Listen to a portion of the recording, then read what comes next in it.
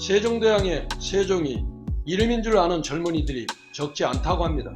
세종은 세종대왕 자신도 생존 시에는 한 번도 들어보니 못한 칭호이며 돌아가신 후에 공적과 덕망을 살펴 후임 왕과 조정 대신들이 정한 묘호로 종묘에서 그 신주를 부르는 호칭을 말합니다.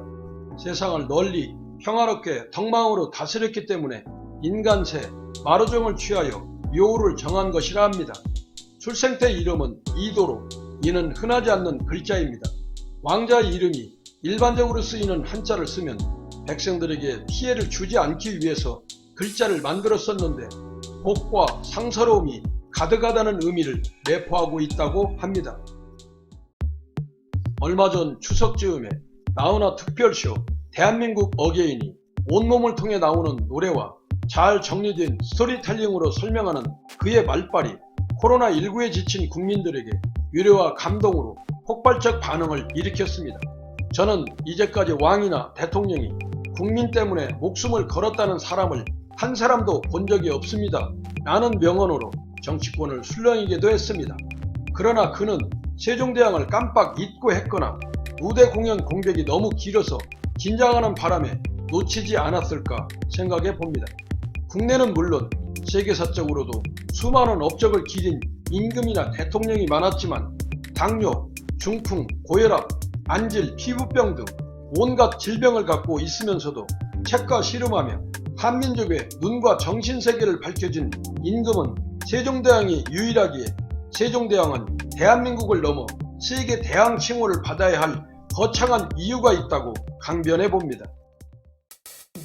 중국에서 유입된 한자를 나라글로 사용했지만 중국인에게 직접 배울 기회가 없었기에 뜻은 알아도 음을 읽는 데엔 어려움이 많아 한자를 자유자재로 쓰는 데 제약이 있었고 평민들은 어려운 한자를 몰랐기에 나라의 법도를 몰랐고 그 때문에 자신의 행동이 잘못이라는 것 역시 모른 채로 벌을 받거나 처형되는 경우가 부지기수였다고 합니다.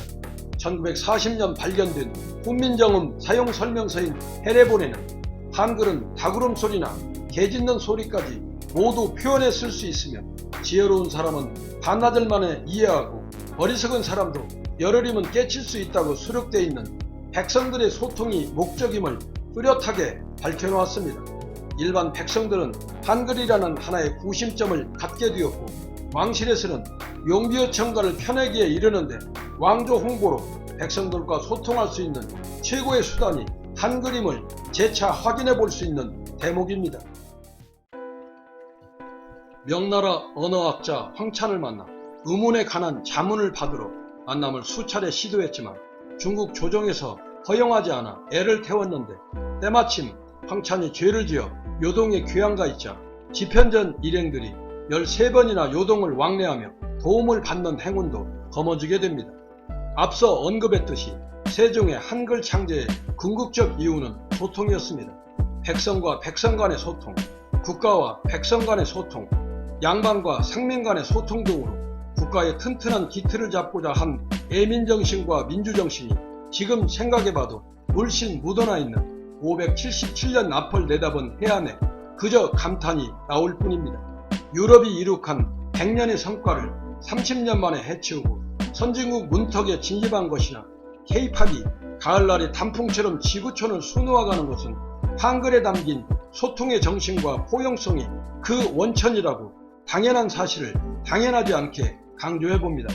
염려스러운 것은 이러한 한글 창제의 동기와 원리를 건너뛰고 뜻도 모르고 듣지도 못한 축약어들의 남발이 지속된다면 유네스코에서 해마다 문맹 퇴치에 공이 큰 사람을 선정해 상을 주는데 그 상 이름이 세종대왕 문해상인데 배우기 쉽고 우수한 문자라는 것을 세계와 유네스코가 인정한 가치가 희석되고 추락할까 가슴이 조여짐을 코스모스 메아리의 이름으로 드러내봅니다.